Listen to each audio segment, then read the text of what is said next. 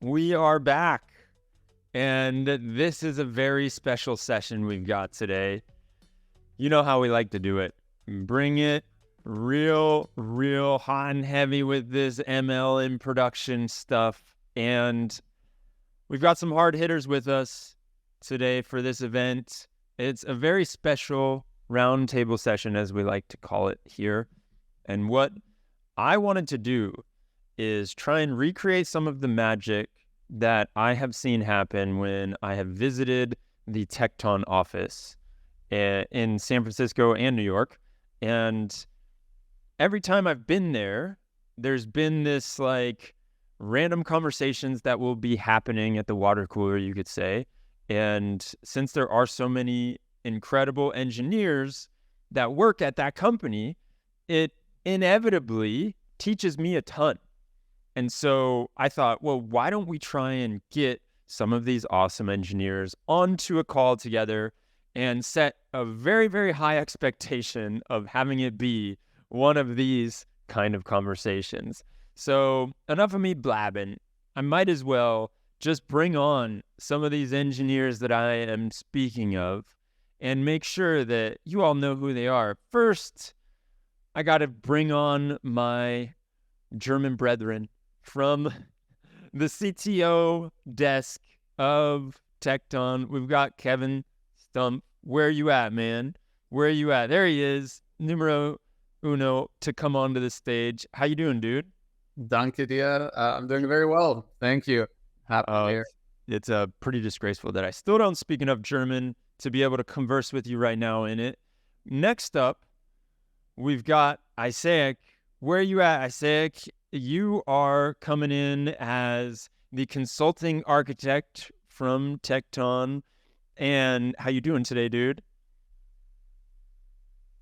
Oh, and we can't hear you. First one of the day. I get the feeling there's going to be a few technical... out of the way. There was somebody had to do it. Somebody had to be that person. So next up, I'm going to have Eddie join the screen. Eddie, dude, what's going on? Solutions architect at Tecton. Great to have you here. Yeah, thanks for having me. And last but not least, we've got Derek coming on. Derek, for everyone out there, is a product manager at Tecton and has helped me immensely thinking through products and how to properly look at ROI. And I want to get into that so much. But first, we all came here because getting ML models into production, it's a tale as difficult as the end of time, right? It's been difficult to get these models into production for a while. And does it have to be? I guess is the first question. I think it still is, even though there are all these LLMs out there. But for the ML stuff, like, we want to talk about these challenges that is happening with what I've heard some people call classical ML, traditional ML, ML 1.0, whatever you want to call it, whatever your flavor is. I would love to hear from whoever wants to jump in first. What are some of these challenges when it comes to getting your traditional classical ML into production? Yeah, so in my role as a solutions architect, I talk to a lot of different folks, more in the pre-sale side. So there's a wide variety of different customers that we get to talk to. My opinion, by far, the biggest challenge is the way different organizations are set up to actually try to deploy models. And what I mean is typically you have data scientists on one end of the floor, developing models, training, building features on their laptop with God knows what language and doing what they're doing. And then they unfortunately throw the recipe for the features over the fence to some poor MLE team that's probably understaffed that now has to productionalize that recipe and make these features go live. And this is difficult, like in a batch setting, like these batch features. But then we have like these real-time features that are coming off a stream that increases the complexity. And I just to see these two different teams, and it happens at every organization, I think there's a lot of friction there to get these models into production. If you're even lucky enough, I think, to have the data available to train your models on, and ID, Yeah.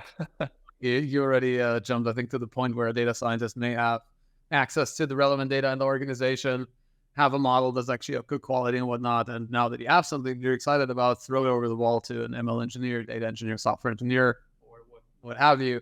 But I think you, even to get to that point, you first need to make sure that you collect the right data and that you give access to the right data and that you make it easy to find it in the organization. Obviously, depending on the size of the organization, that is and almost the regulatory requirements of the industry the company's in, et cetera, that can already be the first pretty gigantic hurdle to overcome. I think, D, I really like the question or the framing of like, why is it still hard, right? People have been trying to build tools to make this easier. We've been doing this for a long time. I makes you reflect on like, that I think the best we can aspire to is, it's as hard as like a software project. Like software is so hard, right? Like putting any like, real good engineering product out there in the world is an endeavor. Now, obviously machine learning, like when I think as a product manager, I'm trying to make this type of thing easier. That would probably be my goal if we could be like at least as easy as a regular software engineering project. But just as like Eddie and Kevin are saying, you have these additional things that come in where you still have diverse skill sets and also all this access to data and extra complexities that come into play. So I don't think it's ever going to be easy, but obviously we try every day to make it more approachable. I wonder actually if it could be easier than deploying software, because with like today, it's definitely harder than it is in most organizations to train and deploy ML models if you compare it to how easy it is for them to develop and deploy software applications. But if you think about it, I think the solution space, so to say, or the flexibility of the different types of solutions that you may want to implement in software is a larger space than the slightly more constrained space of ML. And so maybe we can set the bar even higher than that and say, hey, we should get to a point where it's not just as easy as deploying software, or as hard, if you will, but actually significantly easier than that. I think, Kevin, you mentioned like you need to have the data in place. I think we're in a good spot now because a lot of companies have been spending 5-10 years getting their data in the right space. And now they're saying, how do I get business value out of that data? And the answer to that is going to be some of these traditional ML as well as operational ML. So as I work with customers, we're in that kind of inflection point. We're working with them to get their use case into product. And where we see we're building out project plans associated to get that use case. And still that single largest like hole in the tent is around kind of setting up those data processing pipelines and actually developing that SQL or PySpark or other code. So when I see like what is the largest bottleneck is actually having inefficient feature development workflows that go from your analysis and design phase to actually writing the features and putting that into the production. So how do we actually make that workflow and that life cycle much more efficient? Love that. Well, it's interesting what you're saying there, Isaiah, is how we've been building these data foundations for a while. And I would love to hear from you and or Eddie on, have you seen just like messy sprawls? And if so, what was the worst one? And tell us who it was. No, don't call out anybody by name, obviously, but like, because there's that rationale of, we should have our stuff together by now. But potentially there's also another rationale where it's like, it's been 10 years of us just like accruing tech debt or data tech debt. Yeah, I mean, I do think we've coalesced on like a base set of tools that we're going to use to develop our data pipelines. Like 10 years ago, you may have decided to build this application with something called Storm or something else, right? I think we've landed on maybe Flink, Spark Streaming, Spark, Snowflake. Like we know the tools that we're going to be using, but I still like, even once we get into production, there is so many things that can happen upstream that can be challenging from like a data perspective. Like just to give you an example, working with a customer this week, feature was being refreshed on a daily basis, was working fine. All of a sudden, there's no features being developed or being created on a daily basis. What happens? Okay, the upstream ETL now decided to run 2 hours later than what they were used to, and okay, we have to catch this now. So I feel like we know the tools, I think the data is in somewhat shape, but there's still so many points at which things can get messed up that it makes it challenging to really get these features and models into production. Oh, that's a great point. So speaking of that, I think there is an awesome question. I mentioned it. I kind of like hinted at it, foreshadowed it, if you will, for you, Derek, and talking about how much infrastructure cost you need and how many places that things can go wrong. As Eddie was saying, how do you even evaluate if you're getting positive ROI from all of these different costs and from all of this time that you're putting into making sure that things are working like they should be? What does that even look like? Like, what's your framework around that?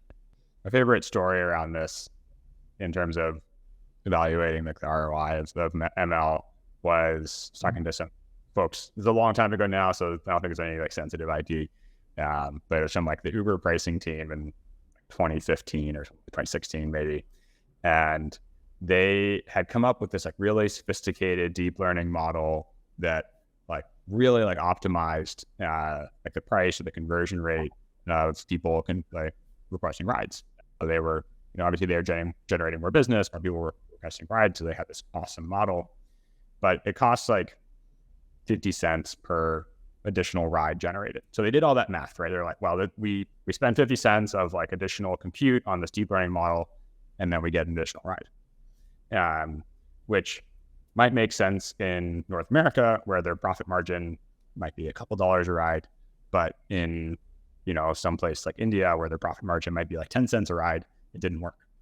And so this team, which built an awesome model, and ultimately ended up not rolling it out because there were some places where the additional value they got out of that was not covering their infrastructure costs associated with it. So that's like a team that actually did really well, where you were able to finally calculate your return. So it's like something that is hard to do, but usually it falls in the realm of like A/B testing, which you're rolling out a change to your application. And then also even harder, I think, actually is getting a good grasp on like what's the cost of it. And even if you take out like the development costs, there's a lot of different infrastructure that adds up into this. So as Eddie was saying, like all your ETL processes, and then you have potentially like your databases that are powering your real-time applications, and then the other services, maybe like your model serving infrastructure. And so there's really no way around it other than you need good cost attribution. You gotta make sure you have all your tags in the right place so that you can go back and say, hey, with this use case, running it for a week cost me this amount of money. And then when you have that in place, you can go back and say, okay, was this a good return or not? Now, this varies also a lot by your industry. The type of problem where your ML is really expensive on the running side is more like a B2C problem where you have, millions of users, maybe hundreds of millions, and especially like recommendation systems are really expensive to run. And the marginal value you get there is a little bit lower.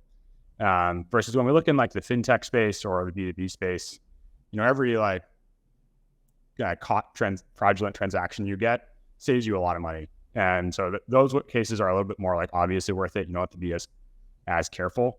But if you're looking at things like search recommendations and kind of like big consumer app is where it's definitely impactful for the business if you can finally attribute the cost of running these systems. Now, what tooling would you recommend, Derek, for somebody who doesn't have the most amazing cost attribution in place right now? Like where should they start?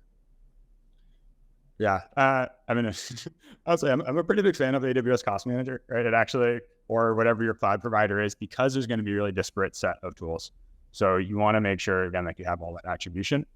Obviously, I have to show at Tecton, we really do try to give you granular insights into the individual features that are running and how much it costs to produce those. But that's just one piece of the puzzle I was saying. There's both like, it's going to be the model inference side. And so really you need to like kind of collate all this data, even have an actual little lightweight pipeline that brings together all this cost data so you can get that total report. So I said, yeah, it's really about having that full view over your infrastructure as opposed to an individual one. But then it also comes down to how you architect your system so that you actually are able to attribute costs to different systems. Like if you just have one big pipeline that runs all your features, you never know how much an individual one costs. And same if like you're using a shared model server across different applications, and it's hard to attribute it. So it also comes down to how you architect your system. I think it's important to highlight also, I mean, so cost attribution to the infrastructure is important, but also I like what you said, Derek, about what the value is from a use case perspective. Like that's maybe on the business side of the house, not so much infrastructure really, but I think you also have to understand that. And oftentimes that's like the hardest part, right? Like for something like fraud detection, I think it's pretty obvious, but for many other use cases, we saw that at Uber many years ago with ML platform, like you wanted to have ideally just a very hard objective number of these are the additional dollars that this use case adds to the bottom line, but very often it's just not the case. Like if it's a safety prediction, or maybe it's just end user delight, like how are you going to measure that in terms of dollars? And it's like you'd have to follow the user over many, many weeks, months, and then somehow try to isolate that one variable. It'll be basically impossible. And but even if you don't have a hard objective number of how it affects the bottom line, I think oftentimes it's still extremely important to just showcase to those different teams, well, this is how much infrastructure you're actually spending.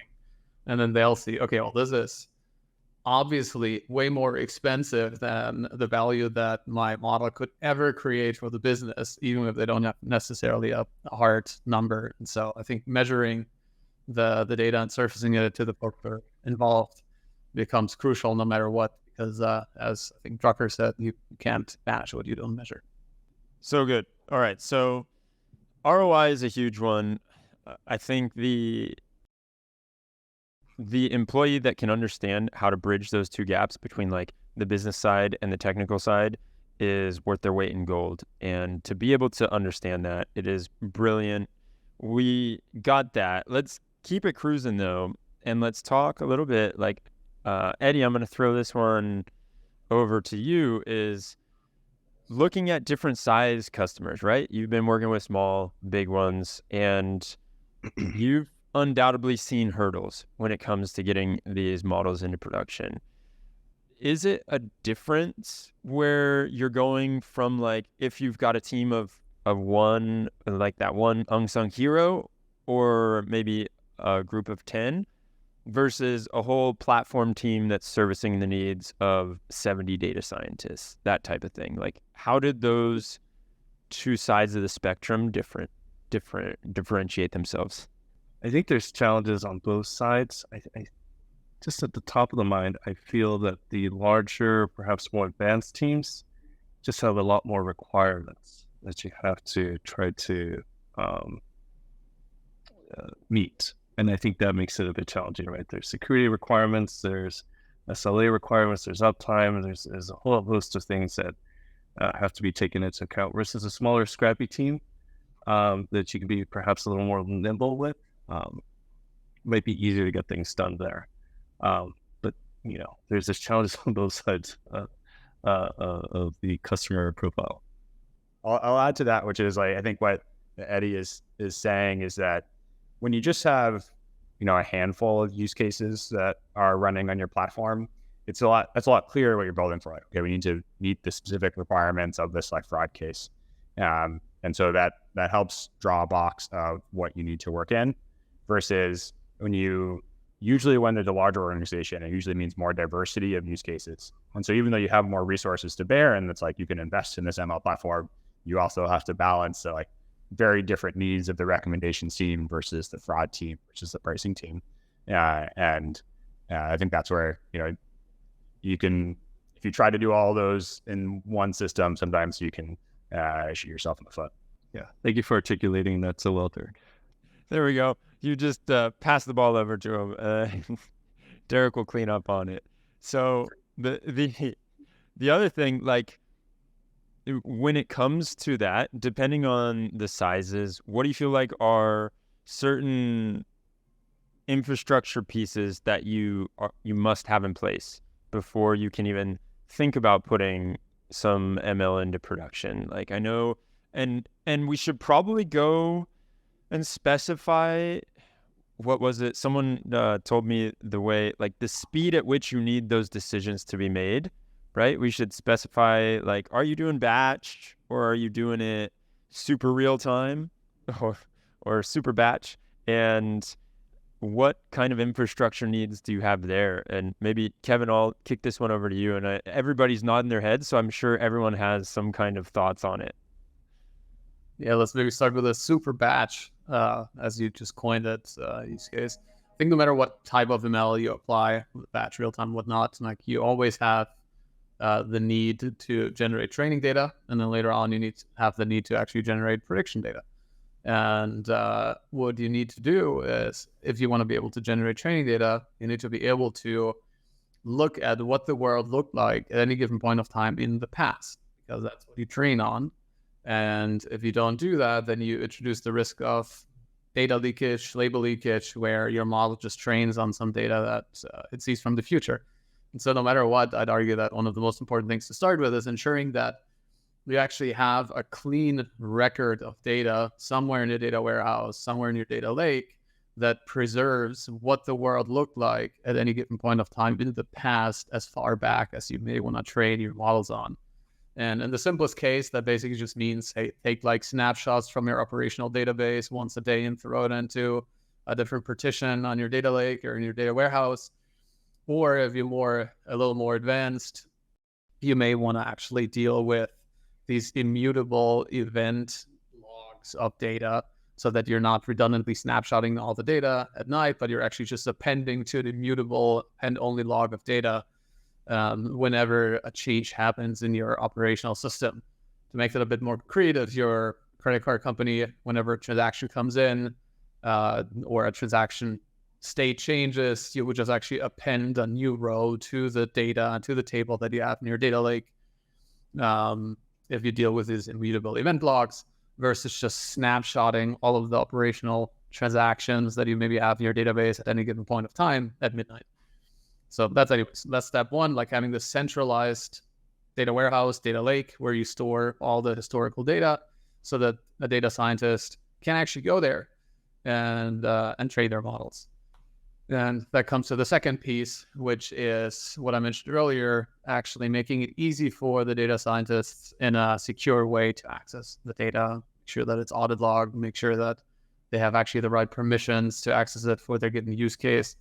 And the different industries have different regulatory requirements. But that's where I'd start. And then you should have most things in place from a data engineering perspective to train a model and then use it to make batch predictions. Obviously, outside of just the data domain, there's also the modeling domain. So you want to give your team an environment where they can actually train their models. And that could be as simple as spinning up an open source Jupyter notebook, or you could go and use one of the other awesome notebook providers like maybe X or DeepNote or any of these good solutions. So you have a standardized way for data scientists to actually train their models. And before I continue and talk about maybe more advanced use cases and more advanced infrastructure, anything else that anybody here wants to chime in? No. Perfect cover. They're leaving it all to you, man. It's all on you now. Thank you. No, yeah, I think you hit the nail on the head. I think just from my perspective, when I've done these architecture reviews, if I see folks trying to drive features off of their OLTP, right, their online database, red flags come up. You definitely need this kind of separation of this online system with the system, your data lake, your data warehouse, whatever, that you can actually compute and drive these features from. So like that's one basic separation or distinction that you need in place before you can get started. Like somebody who doesn't have that in place, what tool would you recommend they use? I think there's countless Fivetran, something that could basically take the snapshot off of the OTP and just land it into dbt or something, into like S3 or your data lake or your data warehouse. Yeah, I think Fivetran. I think that's a well solved problem at this point. It just folks haven't gotten there yet. Cool. And then you've got the infra in place to do these batch use cases, but batch is great for lots of use cases where you don't need to make real-time decisions that affect your end user in the moment. Like say if you want to do lead scoring and make it easier for the sales team to figure out, hey, what lead should they go after? Or you want to do churn predictions to figure out who do I want to send a reward email to, then these batch use cases are fantastic. But whenever you want to directly and in real time interact with the end customer by, say, detecting fraud on the credit card immediately, or recommending a certain item, or giving them an insurance price quote, or anything like that, then batch by itself is typically not good enough anymore. And that's when we see most organizations actually put streaming infrastructure in place, like having your Kafka cluster set up, or just use Kinesis on AWS, or partner up with a provider like Confluent, just to make it as trivial as possible to complement kind of your batch data infrastructure with a streaming layer that provides real-time data, real-time events to all the different downstream consumers. And one very important one of those would be typically the ML application, or the feature platform, the feature store upstream, which is continuously processing data coming from the stream and making the feature calculations immediately available for real-time predictions. Isaac, I see you, man. I see you want to say something. No? Oh, yeah. Yeah. I'd just say, like, one of the challenges that we see often when people are going from batch to either batch and online inference or streaming and online inference is the change how you're actually processing data. With batch and batch, oftentimes you can get away with kind of a trunk and reload type processing framework, where on a regular basis, you're scanning all of the data and then writing that into kind of a feature store and running that data. As you start working with streaming, or you start building kind of pipelines that are serving online infrastructure, instead of processing and scanning the whole data, you just want to scan data that has changed within the last time you ran a job, or and that introduces the kind of a lot of data engineering problems that many data scientists aren't familiar with. So as we are working with a lot of customers to kind of move from what was traditionally batch to these kind of up the maturity to streaming and online, we see some roadblocks around kind of changing kind of that, or moving up that learning curve to understand kind of how to process and handle change data capture, which goes into other problems like how to handle late arriving data, et cetera. What do you recommend is kind of like the simplest way to getting started if somebody doesn't quite have the streaming infra in place yet, but they've got their whole batch stack figured out, they have an operational application, they have an operational database? What should be the next step to, without premature optimization, putting some infrastructure in place in order to get access to fresher features and therefore more accurate predictions? I think it really depends on kind of the sophistication of your tool, you can of your team, and the kind of where you want to excel in. I think one of the kind of first steps would be, hey, what is a streaming architecture? And that's where you I would lean towards like Kafka, or kind of a service like Confluent. Or, I mean, there are kind of a lot of services that you can go out and kind of buy, again, Confluent, or even kind of moving to something like Tecton, where it's kind of is able to abstract some of the complexity away from those challenges. I want to throw in, even before you actually like make the jump to streaming, one of the cool parts with these ML models is you can actually kind of simulate what would your potential performance gains be before you go and do all that additional infrastructure. So assuming that you did what Kevin said earlier and that you have good kind of state of the world data, you can run your model evaluation pipeline assuming that you have streaming. So let's just like assume every time a new record comes in, I'm instantly able to use that for inference. I could run my area under the curve, like loss type measurement, and understand, hey, is this a 1% or a 20% improvement in my model accuracy compared to when I'm only updating my tables like once a day and my features once a day? And then hopefully, like that, going back to our ROI conversation, it doesn't tell you exactly what the impact on a user is going to be, but it should tell you like, well, this is really worth me moving into that streaming world, because it's like has a really clear impact on my model performance. And versus sometimes you actually might learn that it doesn't. It depends on just like the velocity of your data and the nature of your problem. There's something else that I was thinking about as you all were talking about this, and it's potentially you've seen this happen more than anyone likes to admit, where you set up your batch and then you set up your streaming, and they don't really live that cohesively. Like, they aren't able to talk to each other that well. And so you end up having almost like a wall between the two. How do you go about fixing it so it's more like a superhighway than a wall? And what does that look like in practice? And maybe Eddie, I'll throw it over to you because I see you bobbing your head the most. Yeah, so I think when it comes to, we've been talking about streaming features, kind of these online use cases, and then as opposed to maybe batch use cases. And this is how I interpret the question, D. I think the biggest problem I see there is something called training serving skew, where you have these real-time systems delivering features to your online system, right? Thing that's powering the fraud model or actually doing the inference or the recommendation. And that's all well and good, but then you have this other, almost a highway going in the opposite direction, to keep the analogy going, which is how do you actually drive the training data to build the model? And that training serving skew is kind of a universal problem. You almost have two different data pipelines. Hey, I'm Vishnu. I'm a data scientist at Firsthand, and I definitely think that you should subscribe to the MLOps Coffee Sessions podcast. It's the best podcast out there to stay on top of what MLOps actually is, to talk to the true thought leaders in the space. And oh, by the way, Demetrios is absolutely hilarious. What a weird guy. You should definitely subscribe to the podcast.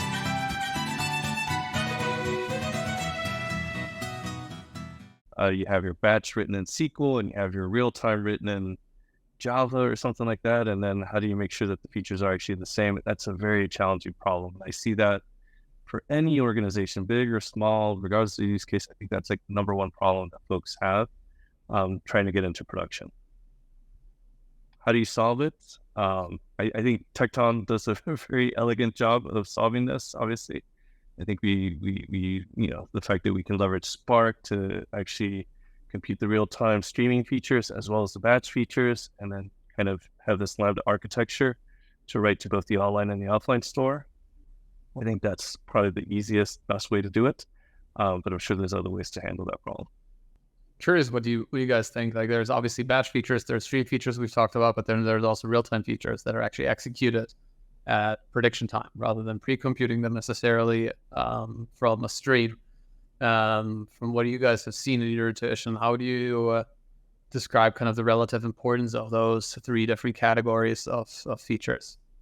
Yeah, and I think it's important to define what a real-time feature is, maybe for folks that might not be familiar with our nomenclature, but basically any type of data that you only know at the time of inference. Like, you're doing a fraud transaction, you're trying to score that, you know the merchant, you know the amount of the transaction, you only know that at the time of inference.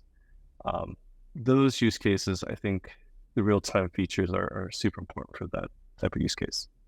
Yeah, I would go so far as to say that for many use cases, your real-time data is actually like the most impactful. And so, if you think about search, right, one of the most kind of canonical ML use cases, the literal like search terms that you put into the query are like the most important things for getting you good results.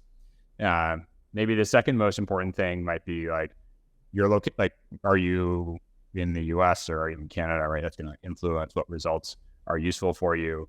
And then the rest of it, right, when we start getting into like maybe what is my type of queries I've done in the past. And that's where you get into backend streaming. And like those we know can have like a really big impact on the performance of your search and recommendation results, but I think are actually secondary to the value that you get out of that immediate context.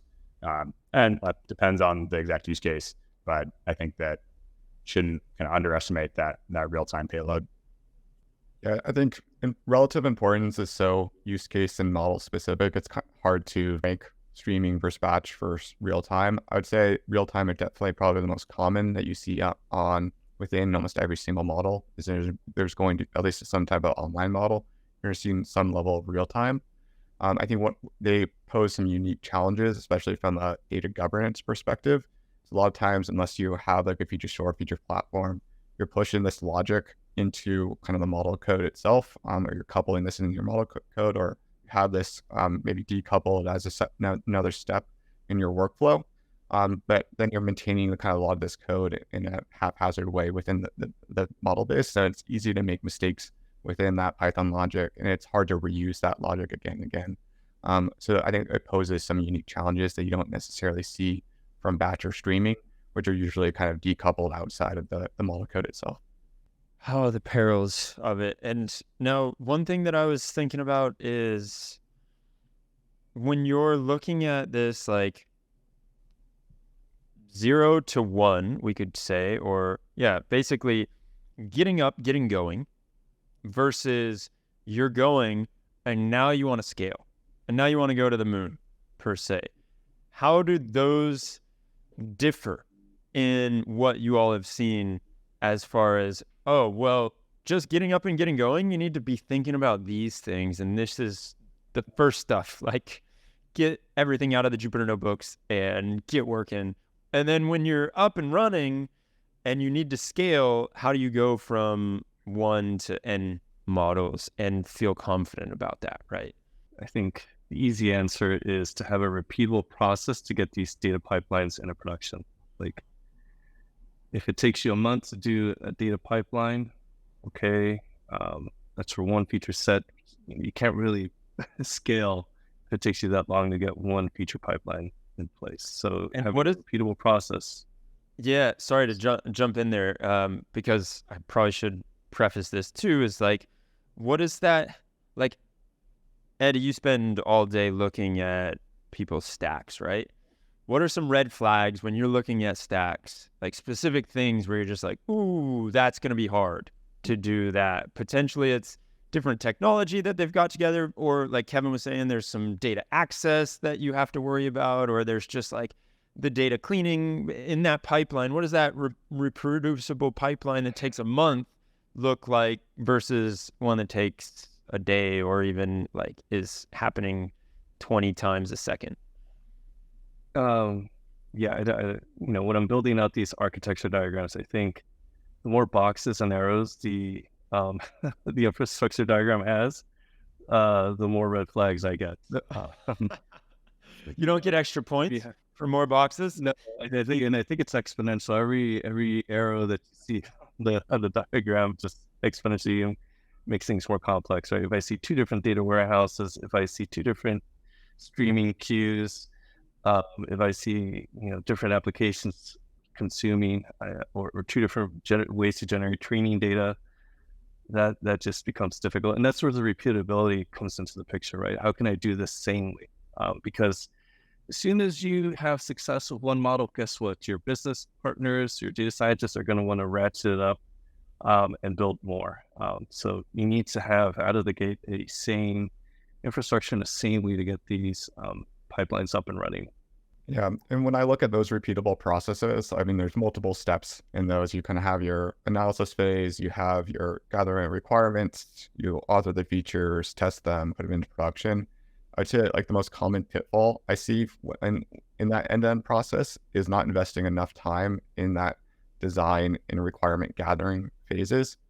Being able to look at not just your holistically, not just at your first use case, but maybe at your next set of use cases, kind of building out a logical model, really focusing on what is the granularity of your data, what are the key entities that you're going to be working with, and what do I want to have in each table within my online store, and then being able to kind of build that out over time is going to make sure that you're not kind of overfitting your features or overfitting your overall model to that first use case, which is allow you to scale as you move forward. And then the other key piece would be to focus on kind of, again, that requirement gathering, understanding what is the list of features that I need for my model, align on what are the needed requirements of that, what is the feature definition associated with them, and then actually go out and build that. This is going to help in a couple ways. One is it's going to allow you to have those frank conversations around, hey, this feature, it may require 2-3 weeks to develop it, but it's 150 in feature importance. As we look at ROI, it may not be worth including this feature on the first iteration of this use case. Let's try to get this into production, see if we can realize value without it, And then the benefit of MLOps platform and a feature platform is you can iterate quickly. And then the other piece around that is just making sure that you can change code as you move forward. One of the things we see counterintuitively is a lot of times migrations of existing use case take longer than like a net new use case. And oftentimes that's because folks, one, they're trying to reverse engineer the requirements from kind of existing legacy code, which might, to Eddie's point, have a million boxes and tons of arrows that are all interconnected. And then two, a lot of times if you're migrating and just having this code handed to you, you may not have the confidence to change logic to kind of follow kind of best practices or follow some good design scenarios, which may, again, add cycles as you get a use case into production. This is like a super challenging problem too. I mean, just to, I say this almost tongue-in-cheek, yeah, repeatable process, right? But I've seen sophisticated teams, big and small, they have a beautiful way to build badge features on top of their data warehouse. Requirement comes in to now have streaming features. Requirement comes in that, okay, now we have data in S3 we need to incorporate. And that just, it makes it very difficult to continue to augment your feature story. I think it's even challenging for us at Tecton to build a generic multi-purpose tool that can solve all these different use cases. I mean, we see everything and it's still challenging. It's a challenging problem to solve for sure. One thing this made me think of is like when you have all these different use cases and various different data pipelines and whatnot, the idea of reuse and sharing comes up. I'm curious how you guys think about the importance of feature sharing, data pipeline sharing between different use cases. I mean, so when I'm talking to folks in like a pre-sales world, particularly like with directors and C-suite folks, they want feature reuse. They don't want their teams reinventing the wheel to drive features. In practice, what I see though is that features are very near and dear to data scientists, and even if this way this feature is calculated is just a tiny bit different than the other one, data scientists want to use their feature. You don't want to reuse the existing feature. So I think, I mean, I've been here a couple of years, and I think that's just what I've seen across the board. Yeah, it takes buy-in from customer leadership to kind of set in some feature governance best practices, align on a feature definition, even have like the concept of data steward applied to the ML world, so that you can have, like, if you say, I want to know what is an active customer or what is transactions in the last 90 days, I can kind of use that one feature versus having 9 different flavors of that same feature. And I think one requirement, if you ever want to accomplish sharing and reuse in an organization, is you need to establish trust.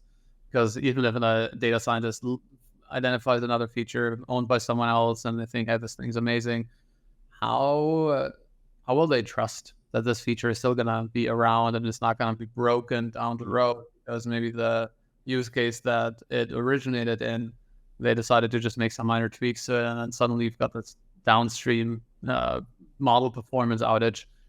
And so it's extremely important to somehow have a plan in place to actually establish trust for these feature pipelines, data pipelines, where the ultimate end user is going to be able to rely on the fact that if an upstream change happens, they're going to be informed and they'll get the opportunity to maybe just duplicate the entity as it is in place. And they're not just going to wake up days, weeks, months later to just a model that's not performing anymore. Now you need to find the needle in the haystack as to what actually broke it to begin with. So that's awesome.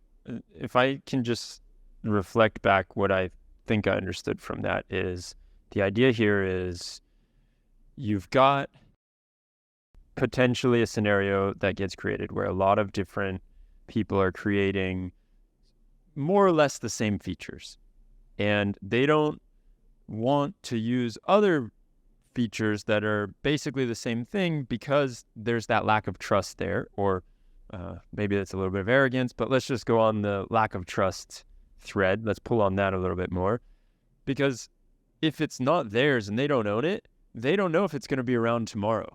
And if their model is built with that, then they're not going to feel confident putting that model out into the wild if it's built on somebody else's features and they don't have the proper quality control and just processes around those features staying around. Is that, am I understanding it correctly? Yeah, that's. You want to feature reuse, etc. Actually take place, or data pipeline reuse too. It's not even isolated to just features and machine learning applications.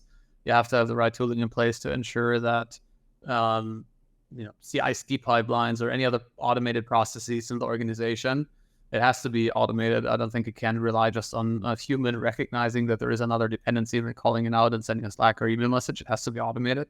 You have to have such tooling in place in order to identify these other dependencies and then inform them, get the permission, or just duplicate basically the data pipeline. Otherwise, I think the sharing would only happen if there is basically just no other way for somebody to recreate the pipeline or get access to the data. Otherwise, they'll always opt to just create a redundant copy, which gives them a greater peace of mind. Yeah, that's such a good point. The thing that I'm going to take some questions from the chat. I see one coming through from Steven. My man, do you have a way to monitor the quality of different features that data scientists might use? And how does that work? Is that a question specifically around like what Tecton does, or is it a general concept? I think it's around what you're doing, because do you have a way to monitor the quality of different features that, I mean, I think you can take it as a, how do you do this in Tecton type question? Yeah. So I think this goes a large amount towards the trust thing that Kevin was just talking about. The two different things I hear people talk about when they say kind of feature quality. One is it like, is my feature literally broken? And the second one is like, has it steadily changed over time? And people will get really interested in that, like, has it steadily changed over time problem. Really, that's not the lion's share of the issue. 90% of like data quality problems I've seen in ML, both in my time at Tecton as well as when I worked on like different like pricing systems at Lyft, was that you're like, something just breaks upstream. An event schema changes. Some pipeline runs at a different time, as Eddie was saying. And now like just my features aren't there. At Tecton, we have a system that tries to make capturing these really like seemingly obvious broken cases as easy as possible. So every time we compute a feature, we're generating some basic profile of like, obviously how many nulls did you have? How many zeros? What was like the mean, min, median, max, and that kind of stuff. So we're capturing some basic statistics from any feature that's computed. And then we also apply what we call as validations on top of that. So are all these basic statistics within an expected range?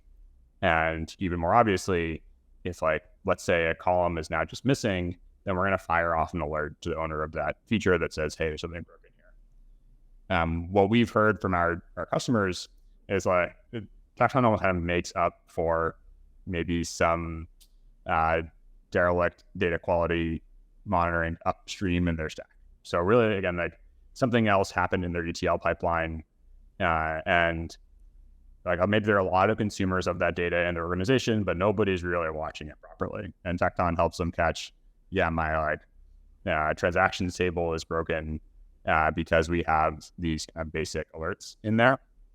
And it's really important for ML because if it's one thing, if your dashboard is broken, the director is going to load it up and they're going to send off an angry email. But in the ML case, if your features are broken, then the quality of your application starts to degrade immediately. So that's why it was like really important for Tecton to include that out of the box.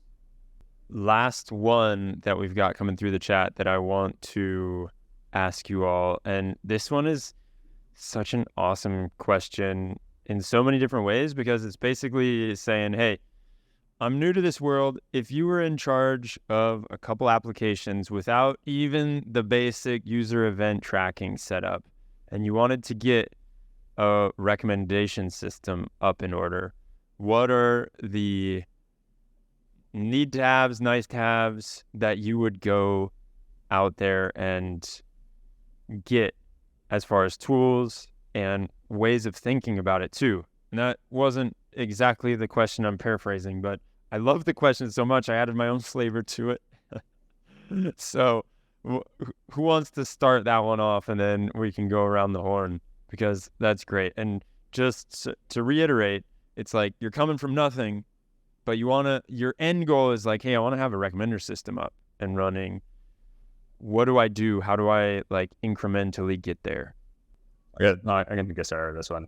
The first thing I do is like, separate the product goal, which is to recommend relevant products to your users, from the implementation of it. All I have to say, like, you might not need an ML model for this. You do need that data. So I would focus on the data side, obviously, where Tecton can come into play. But maybe you have a simple heuristic, which is like, I'm just going to recommend like the top 3 purchase items from the last week. And if you go with that type of approach, then you can get a lot of those fundamentals in place, which is going to be like getting all those pipelines and everything, without having to start to go into the additional complexity of actual machine learning models. Now, obviously, that is the place where you want to go to maximize your performance. But I think that's something that can be layered on later when you want to add the additional like 20% gain. Yeah, I would definitely start with the data. If it's just me, myself, and I doing this, I would definitely make sure I have my data in order. And I personally would just use like an off-the-shelf recommender API from one of the big clouds, probably start there.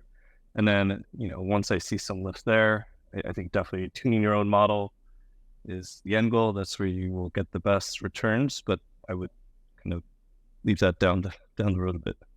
Yeah, my last call out on Rexus in specifically would be to start with batch. You can get really good performance with Rexus just with kind of a batch data pipelines running maybe on a weekly, daily, monthly basis, and then and once you have enough scale to get a return on real time, move to real time. With Rexus use cases in particular, that lift from batch to kind of handling real time, handling some of those cold start problems with Rexus's persist engines is a large leap. So again, move up that crawl, walk, run slowly. Make sure you don't skip a step and jump to real time. That said, I think building it using real time is now easier than it's ever been beforehand. Like there's more off-the-shelf tooling now that you can use to make it easy to retrieve the relevant candidates from, say, an embedding store, which could even be as simple as your Postgres, and then narrow it further down using some filters, and then narrow it further down, do some re-ranking using machine learning. Like there's enough blueprints now online and enough managed software solutions out there now where you can really just stitch together, say, 2 different managed solutions, and you have a pretty flexible and powerful real-time recommendation system. That said, still start with a heuristic to get something out there, but it's not as crazy of an undertaking anymore to build something in-house, even with just a team of 1 or 2 folks, than it would have been 2 years ago. Yeah, so I'm going to try and like throw all of it together now, and I think it's brilliant, looking at the business side of things. You're going to want to be able to quantify what you're doing as you go along so you can get more buy-in from the other side of the house or the company, right? So if you're doing what Eddie's talking about or Isaac's talking about, where you're going gradually there, you want to make sure that, hey, can we actually prove that this is being valuable to the business? And how do I prove that? All right, cool. I can show that there's some incremental stuff here. And then if you want to go all in and say, we've got something, now let's really make it much better, then you can, and you ideally will have that buy-in because you've been able to prove it out. And Kevin, I got to ask, man, like the last thing you said, with 2 tools, 2 managed services, you could get there. Besides Tecton, what's the other one that you would pair it up with? Like, what would you say?